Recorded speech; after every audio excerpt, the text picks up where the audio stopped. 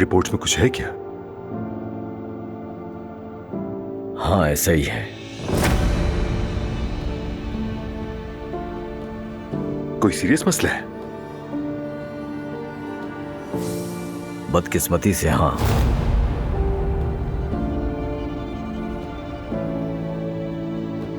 हादसे के बाद आपके दिमाग में एक रसूली बन गई है। क्या जानलेवा है? आमतौर पर तो इस रसूली का ऑपरेशन हो सकता है, मगर जिस जगह पर रसूली है वहां का ऑपरेशन करना मुमकिन नहीं। आप सारी जिंदगी इसके साथ रह सकते हैं, लेकिन एक इम्कान यह भी है कि यह अचानक फट सकता है।